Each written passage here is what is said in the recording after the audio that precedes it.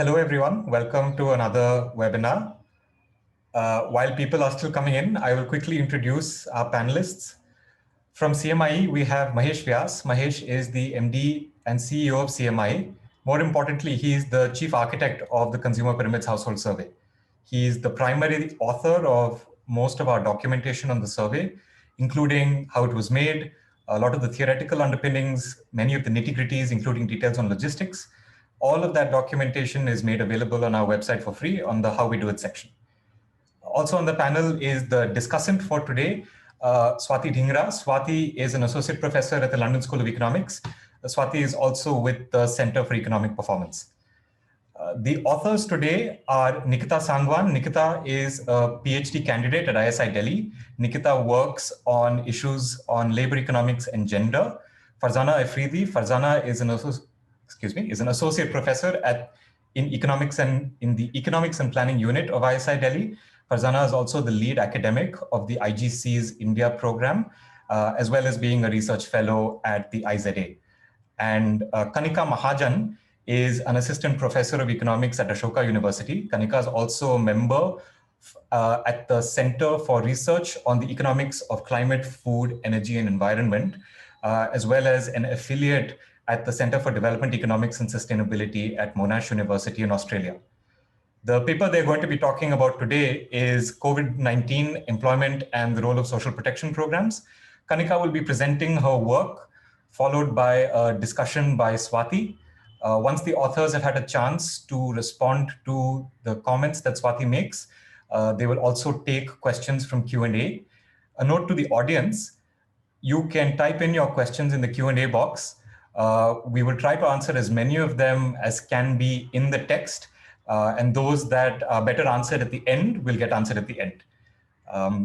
That's it. Kanika, thank you so much. Over to you. Thanks, Kaushik. Thanks for having us over. Should I share my screen? Okay.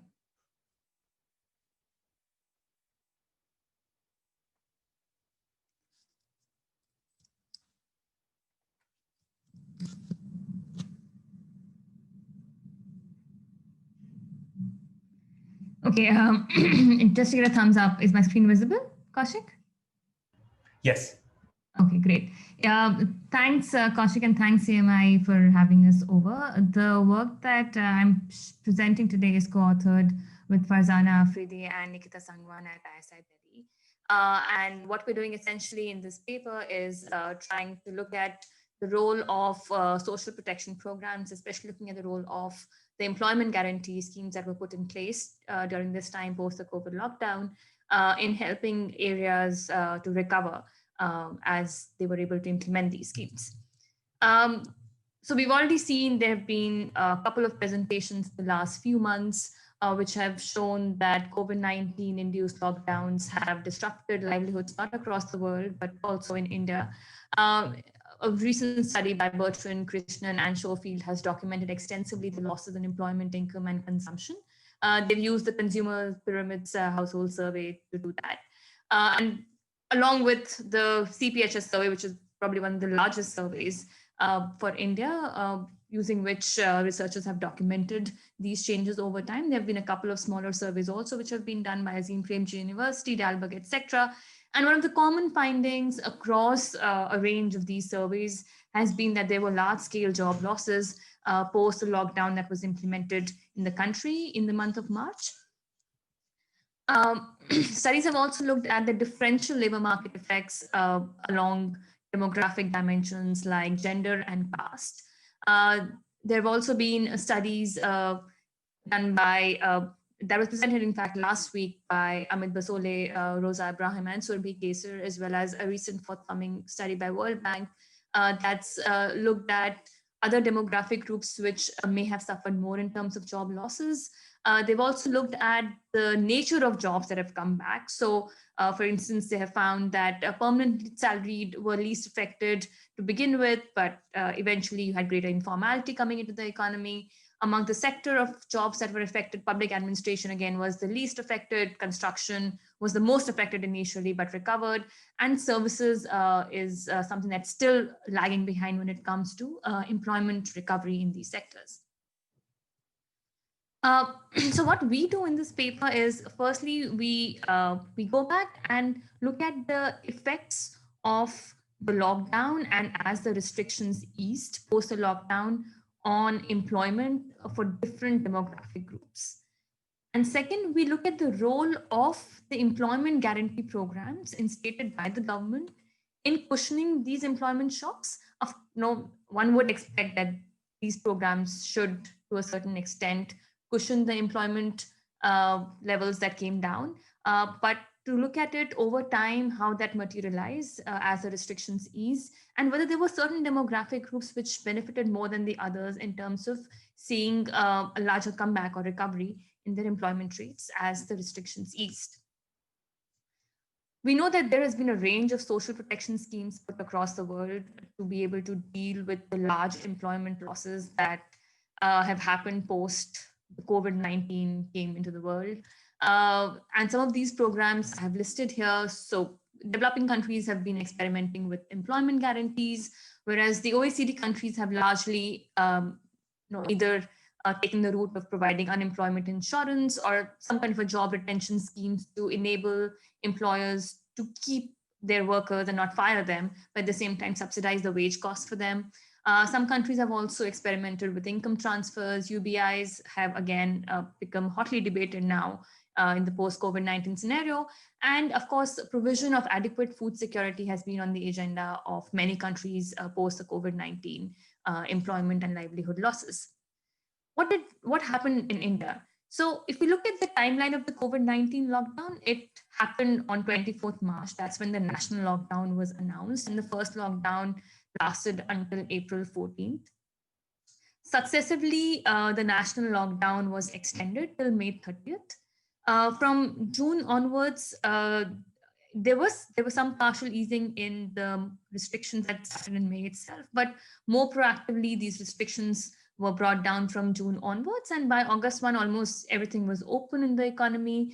And except, I guess, schools, restrictions on most other economic activity had been lifted as we entered into the month of August. What were the social protection schemes that the Indian government brought in to be able to deal with the extensive livelihood losses that happened? In terms of the employment guarantee schemes, there were two schemes that were brought in. The Mahatma Gandhi National Rural Employment Guarantee Act. This was a previously existing scheme, but it was boosted. It was employment provision under the scheme was boosted post the COVID-19 shock that hit the economy.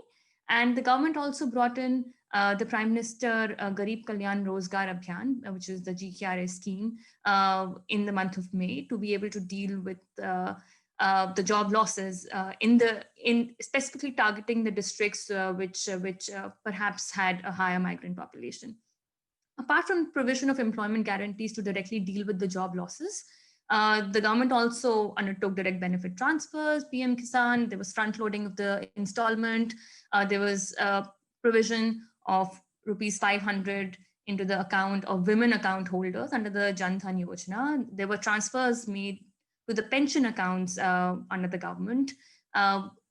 There was supposedly a transfer that was supposed to be made to the construction workers, but that was left up to the states to decide and identify these construction workers.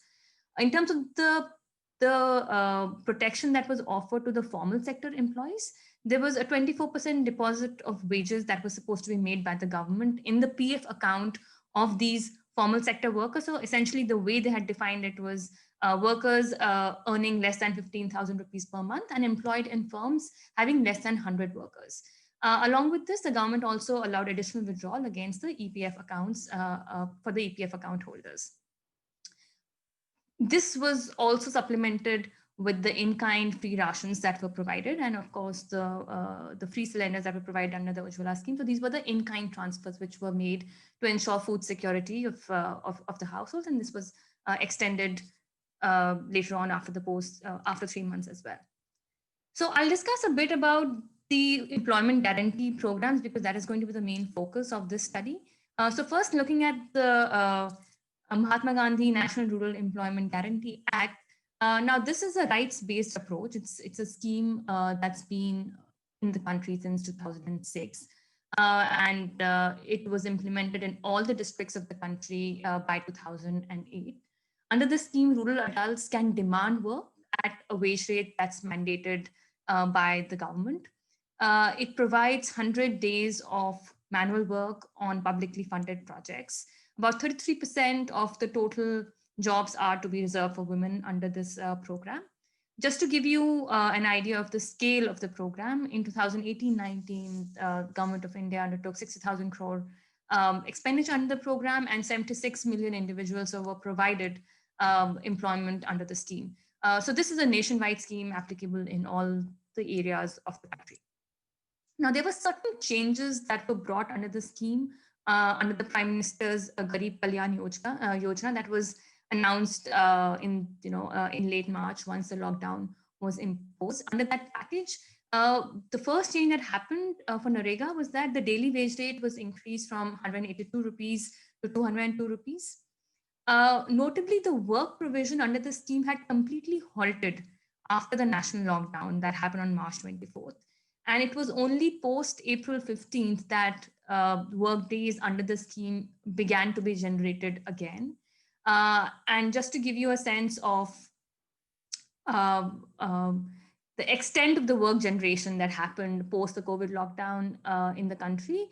So if you compare the fiscal year of 2019-20, in the total fiscal year, around 1.88 billion work days were generated. But in the first 6 months of this fiscal year, around 2 billion person days had already been generated. So I think this was probably one of the largest shock absorbers for the employment losses that India saw amongst the entire gamut of social protection schemes that were launched in the country. So here we plot the average person days in a district per rural inhabitant. The total work days we get from the Narega public portal, whereas the rural population is obtained from the census figures of 2011. And we plot these two for the year 2020 and 2019.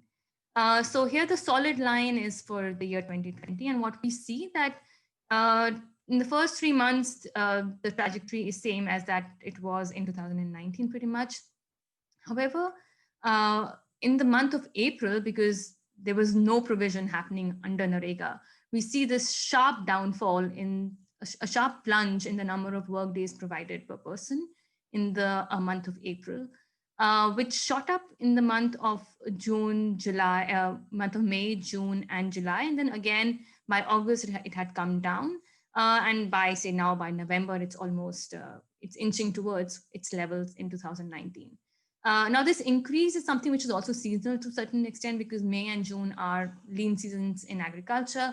However, the extent of rise that happened in the months of May and June in 2020 was much higher than what would have happened in earlier years, despite these being on an average leaner months in the rural areas. Now, what really, so I think the next question that one needs to ask is, was there a sort of a geographic variation in terms of which were the areas that gave a higher boost to provision of work days under Narega as compared to say other areas? Now, there are already many studies that have documented that on an average, Narega implementation is not even across the country. There are some districts that have always provided more work days, have just had great administrative capacity in work provision as compared to other districts. So in some sense, what one would expect is that the past state administrative capacity to provide Narega work days or work under Narega can be one of the driving factors to boost the work days provided under Narega when a situation of crisis happens, really. So what we did is that we divide the districts into two types. One that have historically, and by historically we mean in the years of 2014 to 2018, generated above median Narega work days per rural inhabitant, and those that have generated below median work days per rural inhabitant. And we plot the number of work days in these two types of districts as by month in the next figure. And what we find, so here the solid lines of red and blue indicate the high performing historically districts and the low performing districts on Narega historically. And they show how the work-based provision under these districts changed as as time, post the lockdown. And what we find is that districts which had historically done better were able to generate much larger absolute increase. So for instance, from the month of March, it was around say 0.55 days per person, and it increased to almost 1.3 in high performing districts, which is almost an increase of 0.8. Whereas if you look at the low performing districts, there the increase was from 0.1 to say 0.35, an increase of 0.25. So in terms of absolute increase that happened, it was larger in districts which had historically performed better. Now, these districts which had historically performed better, if you look at the 2019 provision of workdays, we again find that there was a greater uptick here, but the extent of the uptick that happened when the crisis hit the country was still much larger in 2020 than in say 2019, where it was much muted. So this naturally raises the question that, apart from historical state capacity, which can of course affect the response of a state to any crisis situation, could there be other factors also? So a recent study by Narayanan, Aldrijus, and Saha has also looked at, if there were underlying district level characteristics that can explain the changes in NREGA provision. And what they have found is that pre-existing poverty rates or out-migration rates actually had little, were not explaining much of the rise that happened in the post-COVID situation. In fact, the rationing was greater in the poor districts. And they also have findings similar to ours, where they find that it's just the past state capacity that has determined the post-COVID response of states in generation of employment under the NREGA scheme. Now let me come to the second scheme which the government launched under the GKY package, which is the PM GKRA scheme. Now this scheme was announced in the month of May. It was operational from, it was supposed to come into operation in mid of June and last for 125 days. Now this scheme was not operation for every district. It was restricted to operate only in 116 districts. And the supposed logic behind choosing these 160 districts was that these districts had at least 25,000 out-migrant population, and hence we would like to target migrant workers and provide employment amongst those migrant workers to supposedly more skilled people. However, the daily wage rate under the GKRA scheme was the same as that it was in NREGA, which was 202 rupees per day. And by September, around half of the planned outlay under the scheme had already been spent. If you again look at the extent of the program, there have been about 242 million work days that have been generated till August 1, till the month of August under the scheme. In terms of the works that were generated under the scheme, there were in total 25 works, but about 4 works just accounted for 75% of the total works that were generated under the program of GKRA, which were primarily rural housing, water conservation projects, laying of fiber optic cables, as well as work in plantations. One thing to note is that none of these were new projects, so everything was just front loaded. So there were already projects in the pipeline under various ministries, and what the government did was that we are giving you funds right now, expedite these projects. Launch them right now, don't wait, and just start on with them. So it was more like front loading of expenditure than increasing anything per se. And some accounts also suggest that a large, around 30% of the allocation in the GKRA was actually spent on NREGA. Of course, this cannot be verified. It's more of a journalistic account. But when we looked at the 116 districts. So this map shows us the 116 districts which were eligible for the GKRA scheme. Now these were, so these eligible districts were in the states of Rajasthan, MP, UP, Bihar, some in Jharkhand, and a few in Odisha. So largely restricted to the northern states of the country. We also looked at the NREGA employment in GKRA districts. So here we restrict our analysis only to the 6 states, because not all states had districts that got GKRA benefits. So we just restrict ourselves to the 6 states in which at least one district was chosen to be a part of GKRA. And we look at the NREGA employment generation for these GKRA versus non-GKRA districts. And what we find is that The seasonal pattern in GKRA versus non-GKRA is not very different when it comes to NREGA work generation. There was a slightly higher NREGA work generation in the GKRA districts, but that was also the case in 2019. So nothing can really be said about NREGA and GKRA in that sense. Now, before I move on to the empirical strategy and how we use the existing findings and combine them with the CPHS survey to be able to arrive at the effect on employment, I'll just give a brief on what I'm going to show you in terms of equations later. So the first thing we do is we look at by time periods how post-lockdown employment was affected for different demographic groups. Second, we look at how past capacity or historical capacity to generate NREGA works affected employment recovery in these areas. And we do this because a contemporaneous employment generation under NREGA we know can be in response to the demand for work. And therefore we focus on historical state capacity, at least for the presentation bit here. And we also look at how different demographic groups, as the restrictions were eased, benefited differentially from this increased past historical capacity across regions of the country. Lastly, we look at the effect of GKRA scheme on employment. And we do that again by the time period as the lockdown, as the restrictions eased, and also by the demographic groups. So now let me come to the different data sources that we use. So for the employment bit, we use the Consumer Pyramids Household Survey, the CPHS survey done by a Center for Monitoring of Indian Economy. For NREGA work days, we look at the data from the public portal that's available online. It's a monthly level data set.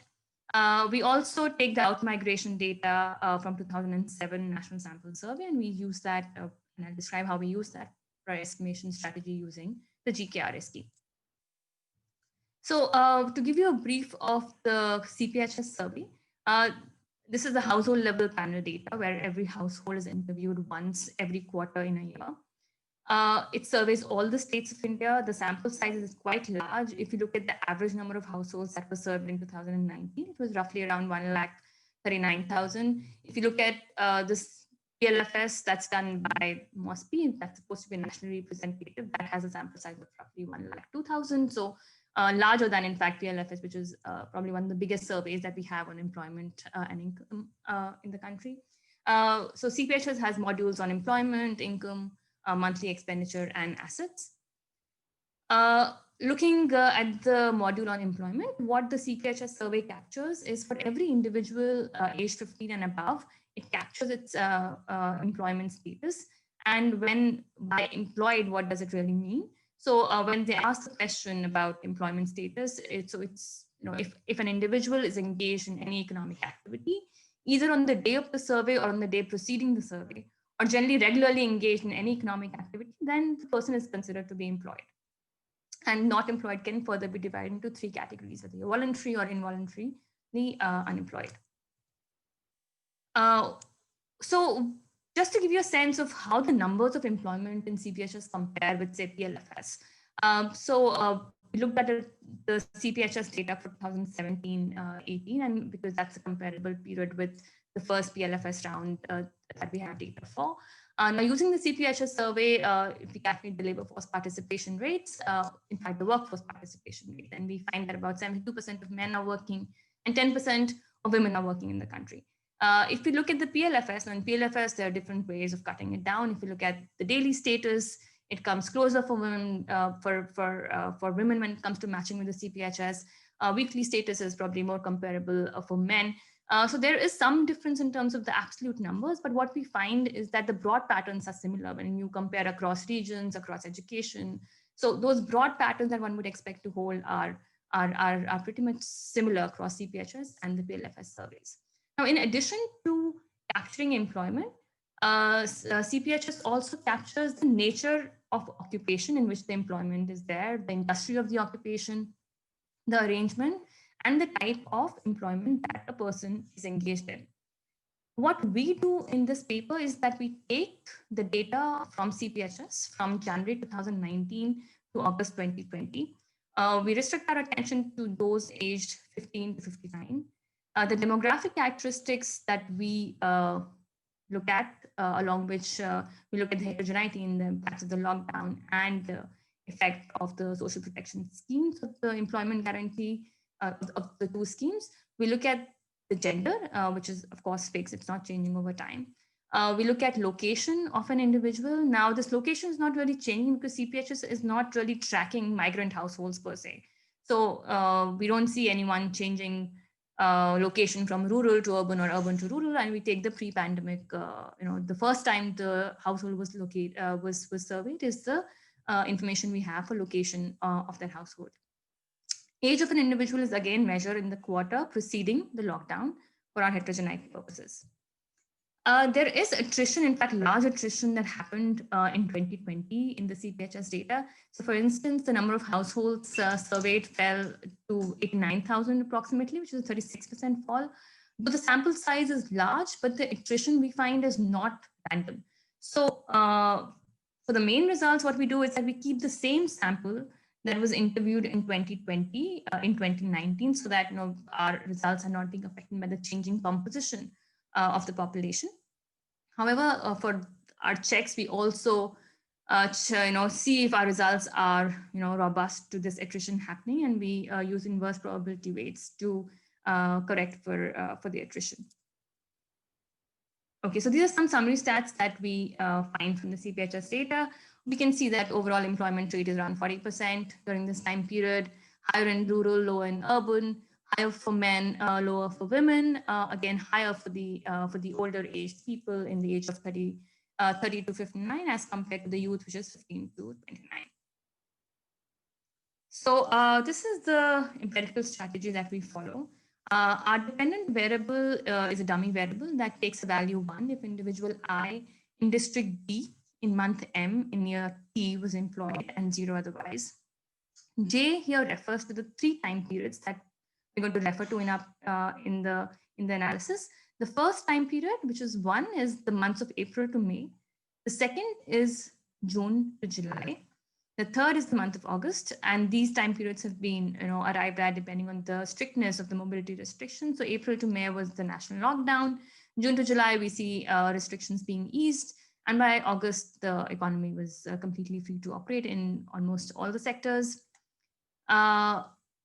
Post is a dummy variable that takes a value 1 for the year 2020 and 0 otherwise. DIs are the individual fixed effects. M's here are the month fixed effects. And we also have district specific time trends to make sure that overall changes happening in employment within a district, which we are capturing over this period.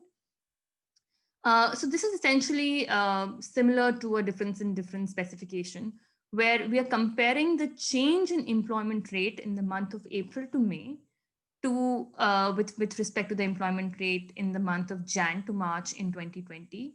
And what we're doing is that we're taking out the seasonality that's coming from the year 2019 in our analysis. So essentially by doing such a DID estimation and allowing for data of both 2019 and 2020, we are able to get rid of the seasonality, which may be especially important in the rural context, which we know depends on the agricultural lean season and otherwise. So that's one advantage of having this difference in different strategy. And the second advantage is that our dependent variable is not conditional on being employed before the lockdown. So in fact, the 2 studies which have been done earlier do condition on a person being employed before the lockdown. We don't do that. If a person is not employed throughout, they just get 0 throughout. Now, why we think that it may be important is because we also find that people who were not employed earlier have now entered the labor force. So one does need to account for the changing employment rate, which is not just happening because people have lost employment who were earlier employed, but also new people have come into employment now, which would otherwise not be captured if one were to just condition on previously being employed before the pandemic struck. So in the next specification, we look at the heterogeneity in the effects. So essentially what we do is that we interact the indicator along which we are measuring heterogeneity, which is the location, the gender, and the age of a person, with the indicator for the month and post here. Now, when we're looking at heterogeneity, we have one additional control, and that is occupation-specific time-fixed effects. And that's because different demographic groups, for instance, men and women may be employed in different occupations to begin with. Now, post the pandemic hit, if the occupation suffered differently because there was a different demand shock to each occupation category, then what we are picking up as the effect on men or women or young versus old would actually just be an effect that's on the occupation in which they were employed before the pandemic struck. So to be able to, tease that out, we control for occupation specific time fixed effects when we're looking at heterogeneity. That's a preferred specification. So these are the 19 occupation categories that CPHS reports in the survey, and we control for all of them, and in fact we control for how they're changing post the pandemic, as these different occupations were affected differently depending on the demand, the change in demand of them. So in the specification in which we look at the effect of NREGA or the historical capacity to generate NREGA on employment, what we do is we create a variable called NREGA DM, which is essentially the number of days in district D in month M generated under NREGA in the years 2014 to 2018, normalized by the district's rural population. To look at the overall effect, we interact this NREGA variable with the indicator of month and post in equation 1. And the interpretation here basically is that if the past capacity to generate employment under NREGA increases by, say, 1 person per rural inhabitant, then what is the effect of that on employment post the lockdown for different periods, relative to the same in 2019. So essentially, again, teasing out any seasonality that the past historical capacity to NREGA may be having on the employment rates per se. And we look at the effect of past historical capacity by different periods post the lockdown, the 3 different time periods, because in general, one would expect that maybe NREGA has an effect more on the intensive margin than having an effect on the extensive margin. But when there are extensive job losses happening, I think it can also have an effect, not just by increasing the number of days you're working, but also by changing your status of employment from not working to working. When we look at the effect of heterogeneity in the effect of NREGA, in addition to interacting NREGA with the month and the post indicator, we also interacted with the heterogeneity indicator that we are interested in. And again, throughout the NREGA specification, we control for the occupational structure and how the demand may have shifted differently in areas which were historically having a higher capacity to generate NREGA. So these areas could just be very different from the areas that were not generating it as much. They may have a different occupational structure. Now, if post the pandemic, these different areas were hit to a different a different intensity in some sense, because the demand changed differentially along the occupational structure. So we would ideally want to not capture that thing, and hence we control for occupation-specific time-fixed effects whenever we look at the effect of NREGA on employment. Now, to look at the effect of GKRA, we only look at the states where at least one district was classified under the GKRA scheme. And because this program was apparently targeted more towards districts which had a large migrant population, we matched the districts first on the outward historical short migration rates, which we get from the National Sample Survey of 2007. And once we get these matched districts, we then interact the variable that captures if a district was identified to be eligible under the scheme to receive the funds, and 0 otherwise. And we interact that with, again, the month and the post indicator variable. Here we look at the coefficients for June, July, and August because the scheme started in the month of June. That's when it was rolled out on the ground. Again, we look at the effects separately for rural and urban areas, and the heterogeneity is identified using the same specification as what we had for NREGA. We just interact GKRA with an indicator for month, post, and the heterogeneity dimension. and we again control for occupational structure and how the demand post the pandemic changed for different occupations. So these are the results.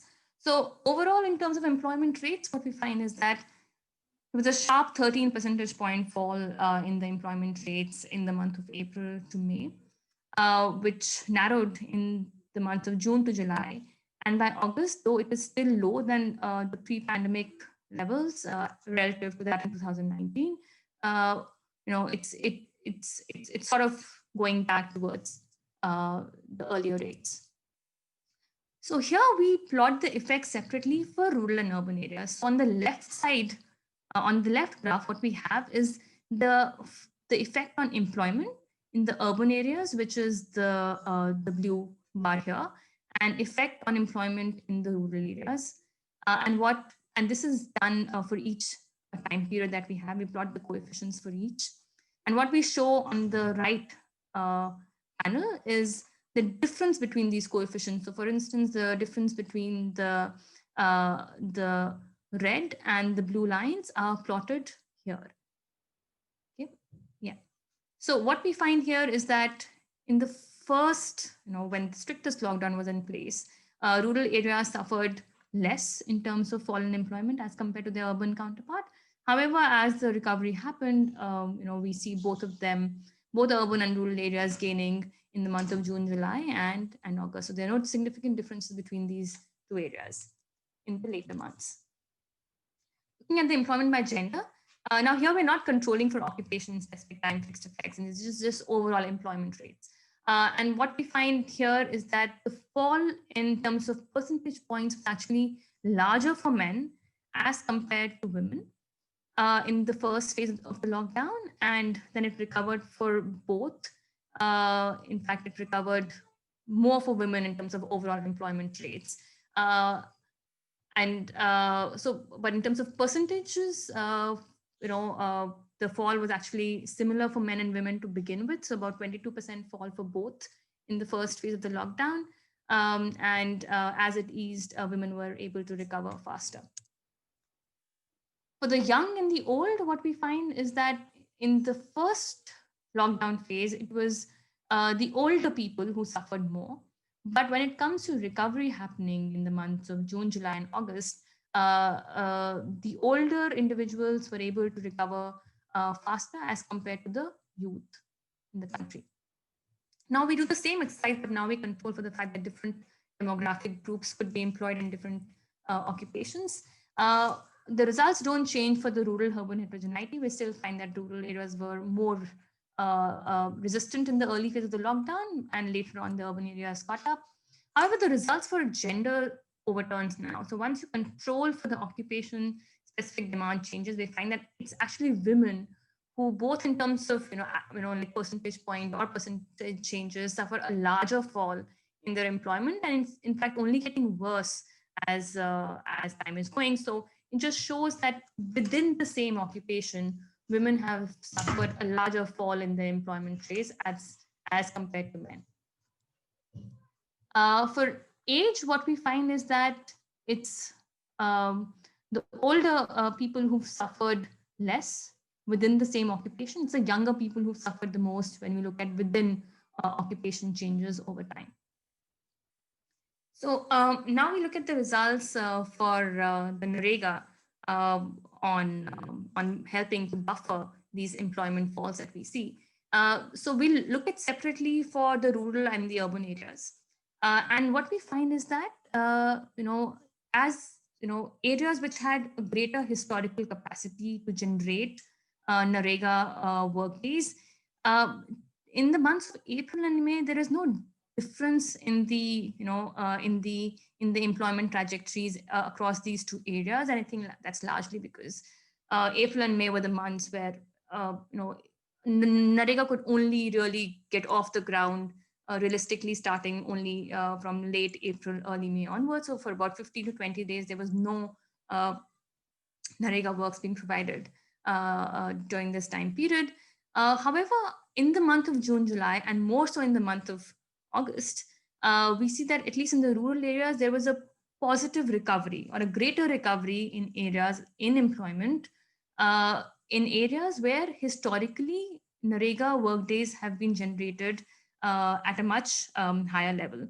So just in terms of magnitudes of these changes, we find that in the month of June to July, areas that on average generated one person per rural inhabitant more historically were able to cushion about 5.5% of the total employment in June to July. In August, this roughly increased to about 17%. But these results, if we look at the urban areas, were not that significant, though the trajectory was still similar. Now, of course, there could be general equilibrium effects to the extent that, if you're able to, give an employment boost in the rural areas, it can also stimulate the demand for the goods in the urban sector. So to that extent, there could also be a revival in the urban sector, which is linked to the rural economy. So we do find some evidence for it, but it's not significant enough to say convincingly anything, but there is some evidence for it here. So because we find these significant changes are happening more in the rural areas for NREGA, we now look at the heterogeneity along the dimensions of gender and age in the rural areas. And what we find is that, so if you look at the areas which on an average generated higher work, which is given by the, so the women are, the effect on women is given by the red bars and the effect on men is given by the blue bars. And the difference in these two coefficients is then plotted on the right panel here. In the month of April and May, there was no differential effect, slightly positive for both, but not significant. Whereas in the month of June to July, there is a slightly higher positive effect for women than for men. And in August, it's even more so. So we find now that the difference is in fact statistically significant between these two coefficients in the month of August. So to begin with, when when there wasn't probably much difference across the two types of areas, there wasn't any difference in the effects on employment. But as time progressed, areas which historically had generated higher work days or historically had greater administrative capacity to put on ground greater NREGA works see a higher recovery in their employment rates, and more so for women as we reach the month of August. And just in terms of the magnitudes of these impacts, we find that the effects in August is almost 100% in fact for women if you compare it to the baseline employment rates, and it's about 30% more for women if you again compare to the baseline employment rates for women in the rural areas. What's happening by age when it comes to historical state capacity to generate NREGA works? We again find that there is some positive effect, but not significant for both younger and older groups when you look at them separately. However, in the month of August, we find that it's the older group, those aged above 30, which have benefited more, or which have actually seen a greater cushioning of their employment losses as compared to the younger group who have probably not benefited as much from the NREGA past state capacity to generate the works under the scheme. And we see that when we even test for these coefficients, it's significant only in the month of August. So the recovery has been more and larger for the older workers as compared to the youth in the rural areas. Lastly, we look at the effect of GKRA on overall employment to begin with first. And here what we find is that in the month of June to July, when it was just launched, there wasn't much effect of the scheme in the rural areas. And even in the month of August, though it's positive, but it's very noisy, it's very imprecise, nothing is really happening in the rural areas. Whereas in the urban areas, what we find is that at least in the month of August, there is a pretty high effect of being allotted under the GKRA scheme in the overall employment rate recovery. And it's almost 17% over the baseline employment rates in these areas. So we do see that there has been a quicker recovery in urban employment rates in districts which were allocated under the GKRA scheme. Now, so since the effects were largely in the urban areas and not so significant in the rural areas, we then look at the heterogeneity in the effects along the dimensions of gender and age for the urban areas only when looking at the effect of the GKRA scheme. And what we find here is that, again, in the month of June to July, no significant difference across women and for men. But in the month of August, what we find is that there is a larger effect on women as compared to men. And this difference is statistically significant in the month of August. And approximately the levels around 70%, given the percentage point increase is quite large. It's around 6 to 7 percentage points, which is roughly about 70% in terms of the baseline levels of employment for women. So again, larger increases in the urban areas for female employment rate where the GKRA program was put in place. By age, again, the effects are similar. What we find is that nothing happening in June to July, no heterogeneity. In the month of August, we see a higher recovery for older individuals as compared to the younger individuals. And this is again statistically significant for the month of August, but not for June or July. So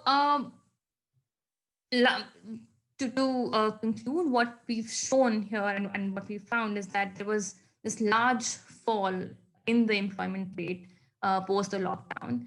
And as the restrictions on mobility eased, there was a recovery in the overall employment rates.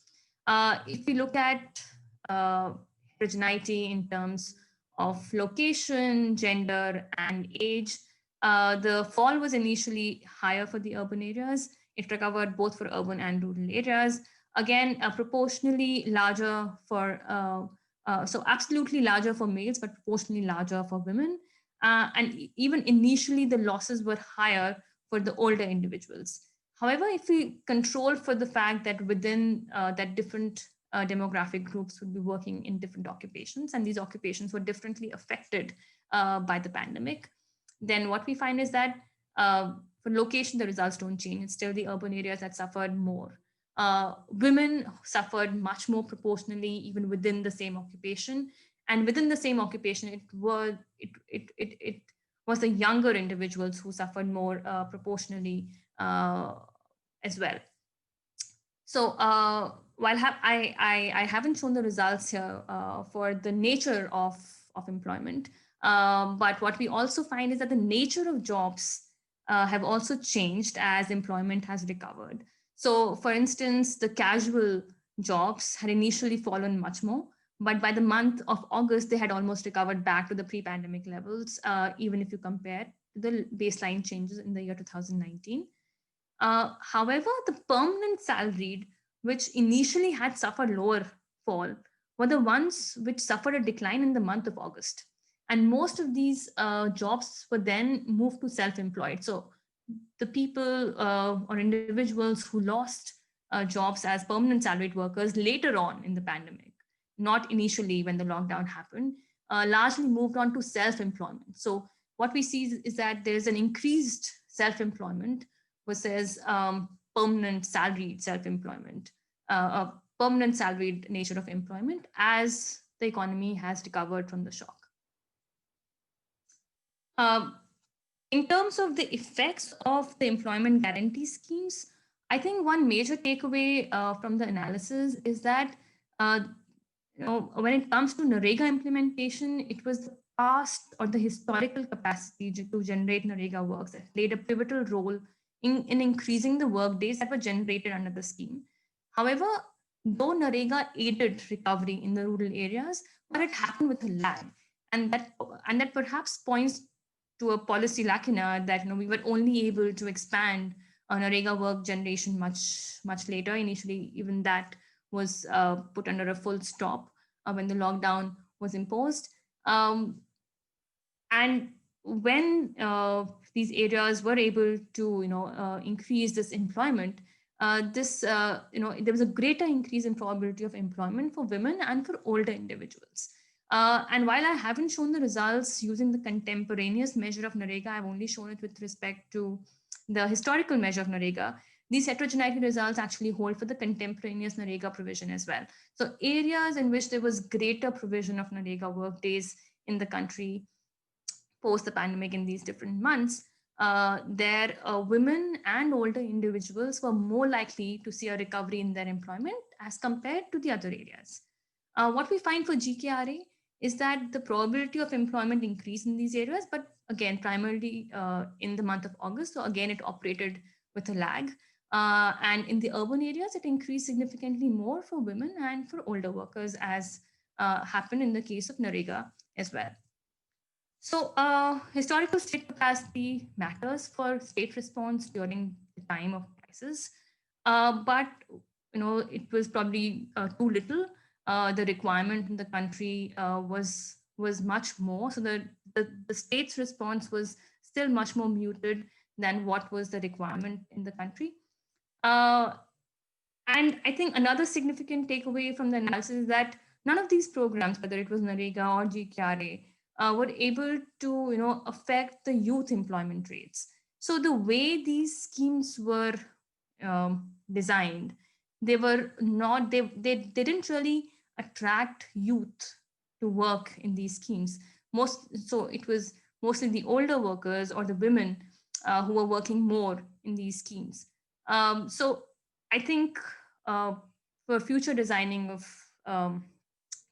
such schemes, one has to take into account which group is likely to opt for such schemes, given the type of work and the wages that are being offered.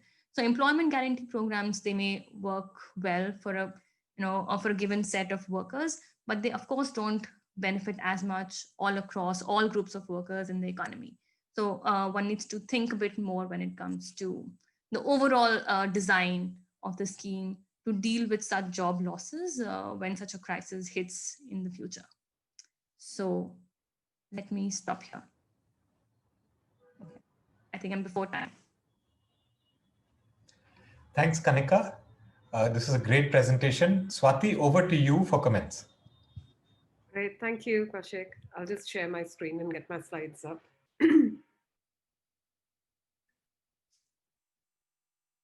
Kanika, can you stop sharing and then I can... Yeah, I'm just, okay, Sure. here is the, yeah. Oh, perfect, it's working now.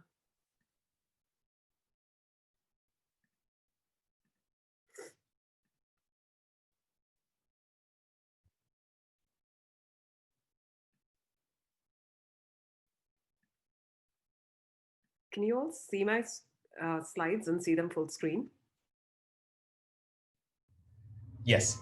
Perfect. Okay, great. So let me start with, first of all, thanking the organizers for inviting me, because I'm so glad I got a chance to read the paper carefully. Otherwise, it's one of those things that you never end up doing till you really are sort of forced to sit down and read it carefully. I would have anyway read it, but probably not as carefully as I did this time.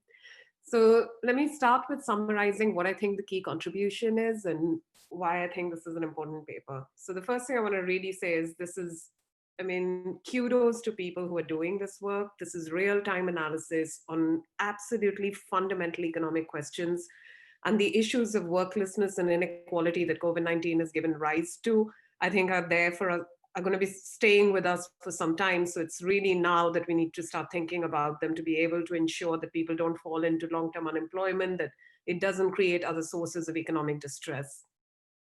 And what this paper focuses on in particular is the job guarantee question, something that's a tried and tested policy in India in some sense, but with lots of other sort of issues attached to it. And I think what the paper brings is a lot of important facts and analysis. But what I'm sort of left hankering for a little bit more is what's really driving the results. So let me summarize what I think the key contribution of the paper is and why I think this is going to be an important paper. So the key sort of finding in some sense is to say that, okay, there is some already sort of predetermined characteristic, which is how well these districts are able to do NREGA work before COVID-19 happened. and then to say, okay, did that sort of capacity then influence what happened after COVID-19, and how did that shape the pattern of employment recovery that we see? The GKRA results are much more imprecise, so it's harder to kind of make sense of those, but the NREGA results, I think, are really sort of, I found them extremely convincing. And what I really liked about the whole thrust of the paper, and this is of course going, not just, the credit is due to Farzana, Kanika, and Nikita for putting the paper together. And I'm also going to give some credit to CMIE for actually where, the government is failing us, that you've stepped in and provided the kind of data that's needed to provide real-time analysis, which I think is really a really great trend in India, which is much less done in India compared to, say, developed countries where they have many other methods available to access data as well. So I really like the quasi-experimental, almost sort of going to quasi-experimental research design, which is then covering a really large population. We know that there's some issues about representativeness, but broadly we're talking about, big numbers here. And we're looking at an unanticipated expansion of the program, which is quite different from earlier NREGA studies, which have either looked at a very staggered anticipated sort of rollout, or they've actually focused on very, very specific, say, information interventions or particular populations. I think this is going much broader than that. And that's really the sort of key merit of this kind of analysis. So now let me say, why do I believe the results? The first thing, so we did a survey during lockdown in urban areas of youth, sort of younger people, 18 to 40-year-olds, and in sort of primarily Biju states. So quite different sample for what Nikita and Kanika and Farzana are thinking of. And it's striking the immense similarity that we find with our results and what they're finding for NREGA. So in our case, of course, there's no NREGA in urban areas. What you have are people telling you that do they have some kind of job guarantee at work? And if you look at what their pre-COVID, whether in their pre-COVID employment they had a job guarantee, if that was the case, what you end up finding, this is what this result is showing you, is if we look at job loss for people, if we look at how many people were put on 0 hours during lockdown and how many people were not working at all, what you tend to find is that, yes, the job guarantee did.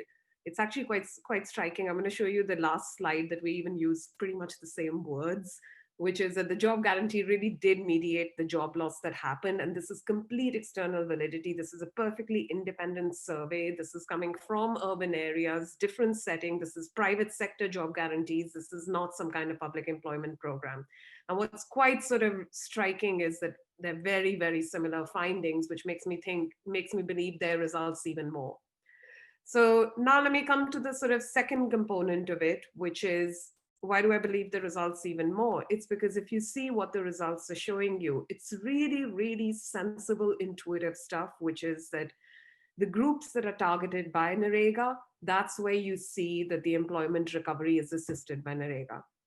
And in particular, what they find is that it reduced job losses in rural areas, and much more so for women.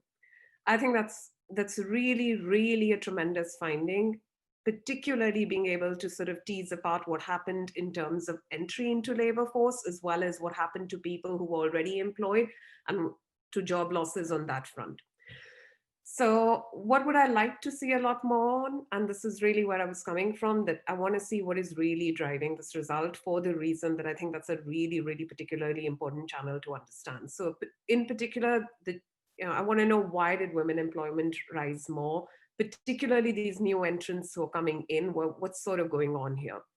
So one concern that I have, not concern, actually, I think this is, let me put it more like, I would like you to be able to help us tease apart these channels. That's not to say that, this is the be all and end all of the paper, but I think these are important things to understand. So one aspect of it I want to know is that, is it something to do with the way that NREGA is designed, that, the allocation is per household rather than per person, which is sort of a more natural way to think about labor market policies. And in that sense, if that is the case, then what really is happening with this intra-household bargaining that's going on, who's going to work on an NREGA job and who's going to go work somewhere else or find work elsewhere? So I want to know something about that. That is it really to do with the sort of eligibility criterion, the allocation criterion of NREGA, or is it something else? The second sort of component of that is, well, women tend to, and I'm going to show you one more slide from our paper, which is about women in particular, which is quite striking. Again, the similarity between what they're finding with the NREGA case and what we find in a completely independent survey, which is to say that women seem to value work which is much more secure. And possibly it's something to do with that that's also driving higher take-up rates. So I feel like there wasn't much in the paper yet digging into the NREGA data and the richness of the NREGA data you have in terms of being able to think about what the take-up rates are and what the actual sort of employment rates look like in the CMIE data. So I think that's kind of possibly something really valuable to think of. And finally, there's a sort of third component to it. Actually, two more is what I'm going to bring about. So one more component of it is, well, if it is really to do with that women are taking up more jobs in NREGA, then is it the case that that's got to do again with the design of the policy, the fact that there's this 30% reservation for women? And if that is the case, is that simply coming from the fact that women now find it easier to be able to find a NREGA job, there's less rationing of them, or is it something else going on? So somehow being able to really help us in understanding what is happening on the intra-household side, what's happening in terms of women's own preferences for the kind of work that's being offered, and how much of it is really components of the design of the policy that matter.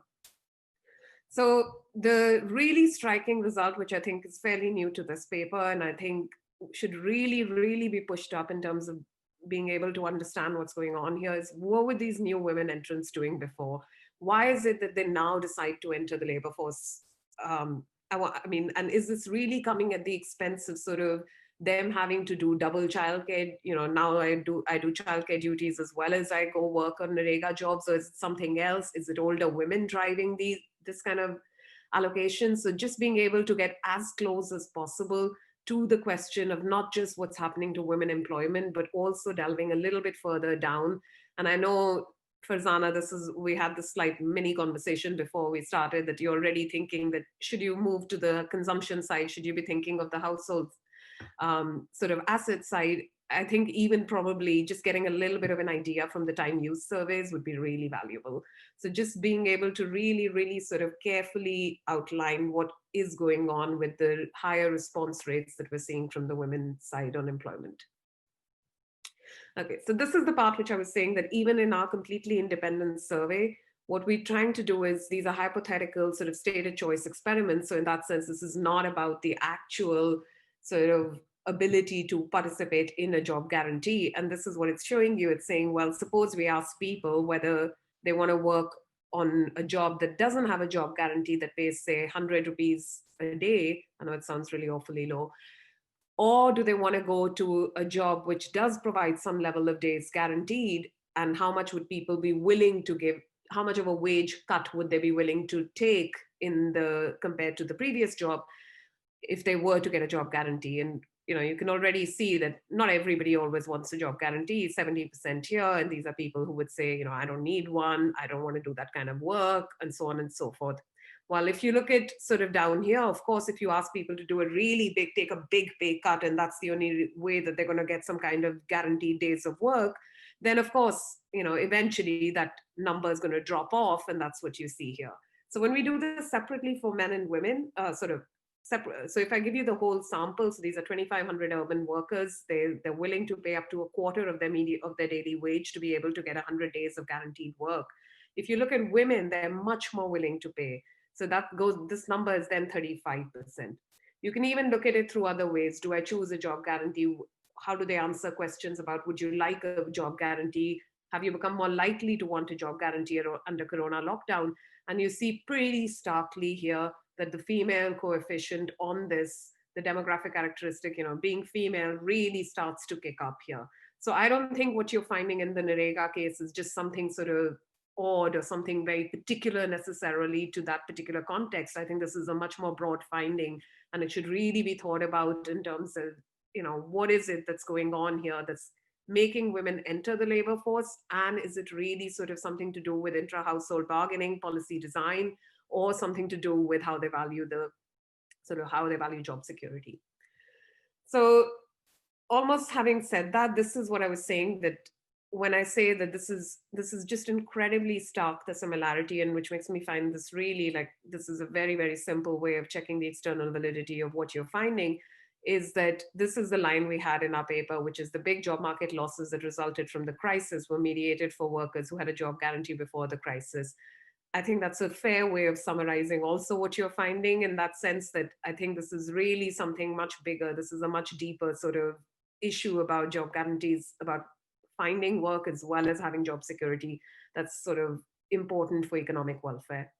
What I would, of course, like to sort of point out, so I have read Farzana's Ideas for India piece on John Reza's Do It program. And in one of the questions that you put out there, it says that, are there better programs that we can have rather than a job guarantee? And I think that's sort of a question that we have to ask ourselves in your context, in this context as well, that right now the comparison is between having those expanded work days under NREGA as opposed to not having them at all.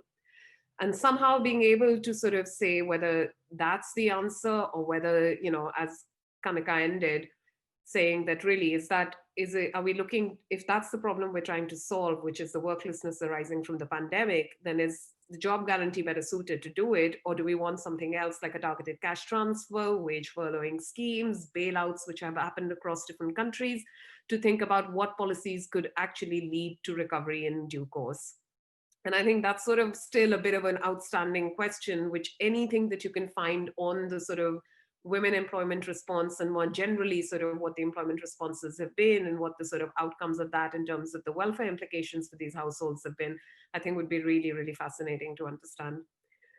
So I'm going to give a few very detailed comments. Feel free to tell me not to go into too much depth about that. One is, these are more sort of detailed comments in the sense of what I would like the paper to clean up a bit more and give us more detail on. So one is controlled and uncontrolled regressions need to be in there to really sort of get a sense of how much is driven by just purely the state capacity type of argument that you're pushing, and how much is really correlated with other factors that we should be worried about. You've done some amount of work on that, but I think a sort of more stringent battery of tests would really help to even sort of point towards causality here.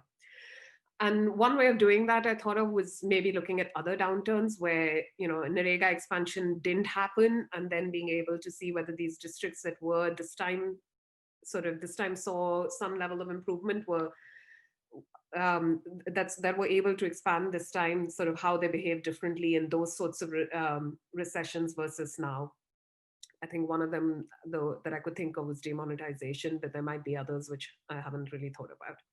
So then I also feel like, yes, the non-random sampling is, of course, an issue in terms of sort of what happens to response rates. And, this is not a problem that is true to only the survey. This is true even in sort of the UK's absolutely amazing Office of National Statistics data sources that they get from firms. So I think this is an issue that all of us are going to have to face, whoever's working on these sorts of issues. But I think what is really sort of what this paper can try and accomplish, being an early paper in this literature, is what are the best practices, that how can we sort of get some level of bounding, if nothing else, about, is this problem is of course particularly acute for women, but maybe you can utilize some of the Zeem-Premji type data, as well as some of the smaller studies, which to be able to bound the estimates in terms of how much was the employment recovery, and now we're looking at particular sort of vulnerable populations that have been completely missed out as opposed to others, which these other smaller bespoke surveys can better capture. So just being able to give us a sense of how big are these numbers looking. And I don't see really any problem with just going ahead with the non-random sample, and the way you've already dealt with that in terms of looking at the panel, but just a little bit more detail might be nice. So let me end here with saying this is an absolutely great paper, fundamental first order economic question. And I really sort of feel kind of happy that India has people working on these kinds of issues now, and having young people come and do this. And I'm really looking forward to future iterations of it. So I'll stop here.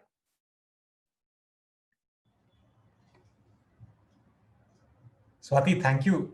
Absolutely excellent discussion. Before I say anything, Kanika, would you like to respond? And also would Nikita and Farzana like to respond? Yes. Thanks, Swati. These were some excellent set of comments, and in fact, they help us to think more in terms of how we can tease out the results and perhaps make them more convincing as being an outcome of Narega and not something else driving.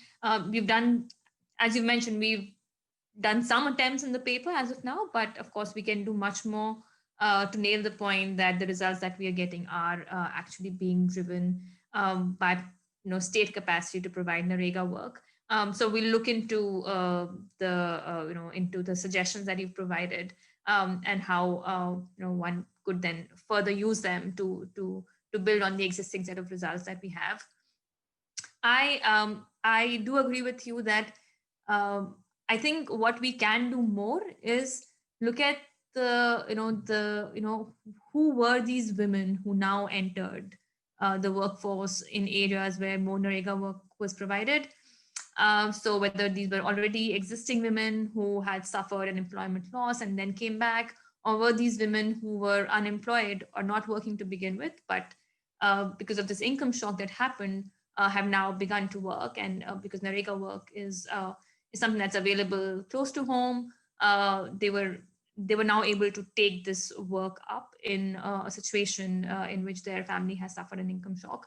So I think that's definitely a very, very good suggestion, and that will help us to tease out where the effect is really coming out, especially for women, because we do see some really drastic effects of Narega for women in our analysis. I think the third point that you mentioned about rationing of Narega works, and how we could use that perhaps in analysis, we'll have to think a bit more. How we can use that to tease out the mechanism, because when you talk about whether it was a design of the scheme which led women to participate more, I think we'll have to think a bit harder on how that can be used. But I think on your on the first 2 points, I think that can be clearly done. We can clearly do more on those fronts and tease out the mechanisms much more neatly than what we have done so far. So I should mention, I didn't mean that in terms of being suspicious about what you're finding. I'm already convinced, but I would just like to see a lot. No, I think it's just better to be more convincing than to be less convincing. And to leave no holes uncovered in some sense. So yes, I think those were a very useful set of suggestions, and we'll definitely work on them. Thank you so much.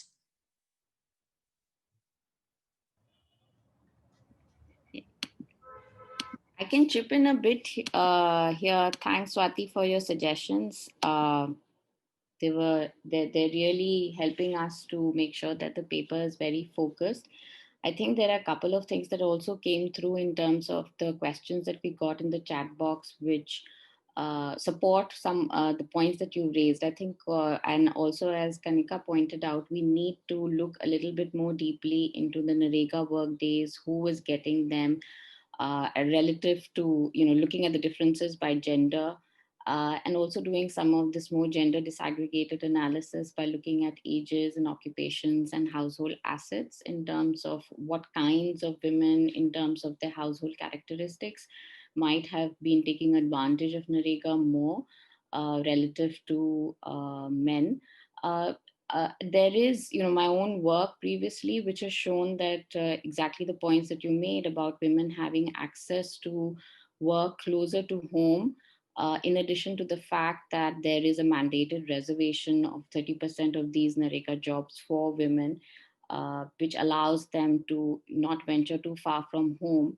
But also during the pandemic times, there might be women who enter the workforce in terms of doing these Narega jobs because their men may have lost work, employment, and so on. So trying to figure out what the dynamics or the mechanisms are is going to be a bit of a challenge, because I would think that there are probably multiple mechanisms at work, and there may not be one particular channel because of which we are seeing these results, because we have a program which is designed very differently. It's not your typical employment guarantee program in the sense that there's a mandate for giving preference to women. And it is the nature of work in terms of the physical proximity to where women might be living. And these may have implications, of course, for the design in general about these employment guarantees and how that might have differential impacts by gender. So those points are very well taken, and we should certainly look into them very closely. And also, of course, in terms of establishing causality, doing some placebo tests and bounding the estimates. So we followed the work that you had done recently, and I think you brought it out much more, starkly in terms of providing external validity to the estimates that we are getting, and we can incorporate that a little bit more clearly and more prominently in the version that we have.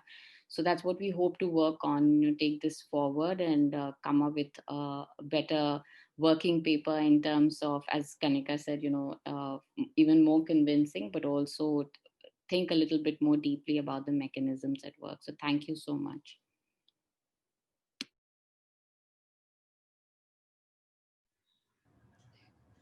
Yeah, thanks a lot for all the suggestions and the questions in the Q&A. So Kanika and Farzana have already addressed most of these points. So I would just like to, answer some of the questions that are still remaining in the Q&A. So, for example, starting with Bina ma'am's question, wherein she talks about the seasonality, right? So our estimation strategy is taking care of these kind of issues, right? On the broader front, we did. So even in our previous studies, we have found that, of course, there are gender differentiated effects by the task, and there is considerable seasonality, specifically in the rural sector. So now, how we are taking care of this in our estimation strategy, we are comparing for a specific month in 2019. So we have set our strategy in such a way that we are taking care of the seasonality issue, because we are looking at changes relative to our base period months of January to March in 2020 versus 2019. So effectively, we are comparing changes in the same months. So that's how we are able to take care of these seasonal patterns across different months. So I hope that addresses it. There are okay. So is there, Kanika or Farzana, is there any other question in the chat that you would like to take up? I think there were 2 or 3 questions raised on on the number of Narega work days themselves, which were availed by men and women. Now, one thing is that the Narega website unfortunately doesn't provide data which is broken by month. So what it gives you is the aggregate work days, say as of today. So the number of work days provided to women and number of work days provided to men. And I think 2 or 3 comments I saw which were referring to the fact that there was initial reporting that the proportion of women that have on an average received work days under Narega has gone down in 2020 as compared to 2019. And I think that happened in the month of May and June, when the migrant laborers went back to their to the rural areas. And in fact, I think those results are not at odds with what we find. In fact, what we find is that it's a different question. So those areas in which more men got the job different from the historically areas that have been providing more jobs, more Narega jobs in the country. But the second is that we observe greater heterogeneity or greater benefit accruing to women in the month of August. It's also there in June and July, but it increases in the month of August. So perhaps reflecting or being in line with the fact that as men, as younger men specifically, more specifically, started coming back to the cities in August, coming back to their, jobs which they had lost during the lockdown. It was then that there was a greater effect that was seen for women. So there was a greater effect seen in June, July for women, but an even greater effect seen in the month of August. So I think our results are not at odds with some of the newspaper articles, which a few people have referred to in the chat box. So just wanted to clarify that point here.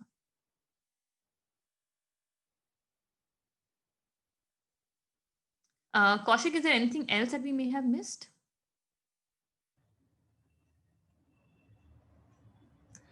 Thanks, Kanika. I think you broadly answered most of the questions. There are still a couple of open questions, but I think many of them have been answered by the comments that you made, as well as the comments that Nikita made.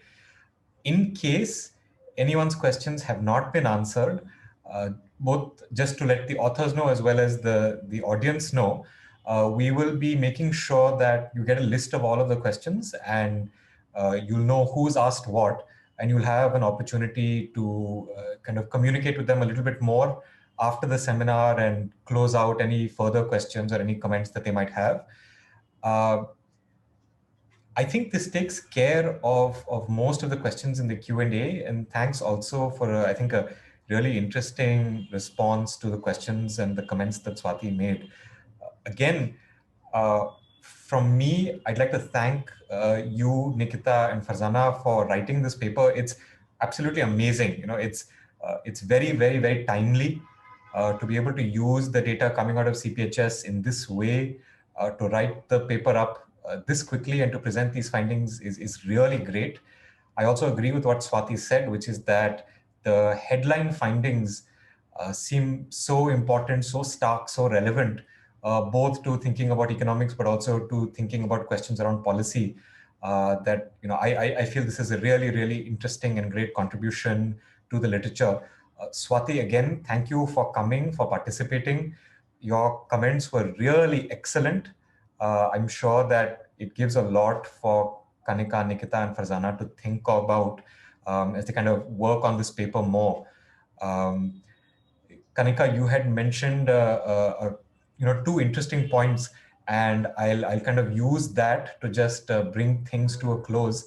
In your conclusion, you had said that there's this very interesting trend where we're seeing people moving the kinds of jobs that they're having, especially these movements from formality into informality. As you mentioned, there's a nice paper written by some folks at the World Bank. Siddharth Sharma and Maurizio Busolo are two of the authors on that paper. They'll be presenting early next month. So those of you that are interested, please do make sure that you sign up for that. Another point, Kanika, that you had mentioned and that Swati had also talked about is many of the questions, or let me say some interesting questions about sampling and about how representative the sample can be. As you know, the September to December data are being collected as we speak and will be released in January. Shortly after that, I'm going to be giving a talk focusing exclusively on sampling to kind of talk about this in more detail, because now that the data is getting used at this level, I think that will be something that's useful to many of the people attending this talk. But otherwise, let me just wrap up again, say thank you. I see Farzana's unmuted Can herself. I just intervene? And I was wondering if Mahesh has anything to say in terms of, his thoughts or any suggestions he might have, because we didn't hear from him. So it would be nice if you could hear a few things from him about the paper, any thoughts he might have.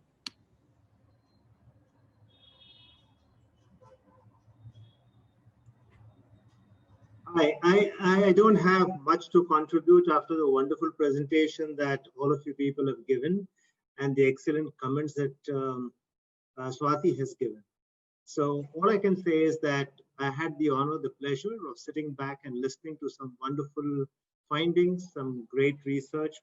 I will be reading the paper a lot more carefully.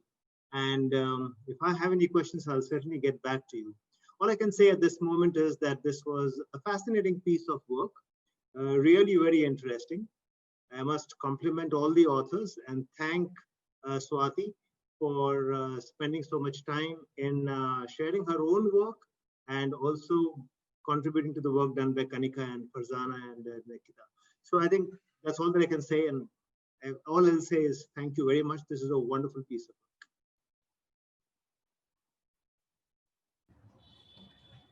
Thanks, Mahesh. Kanika, Nikita, Farzana, Swati, any last words before I end the session? Thank you for having us. I just agree with everything Mahesh just said. Thank you for having me here. Great. It is an absolute pleasure. Thank you so much. And we'll post all the materials from the talk online very soon.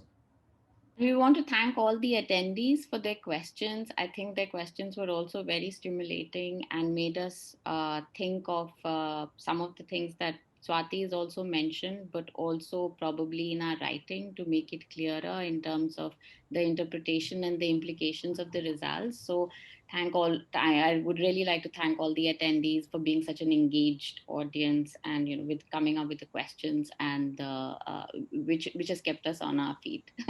Thank you. Great. Thanks so much. Bye. Bye. Thanks. Thanks a lot. Bye.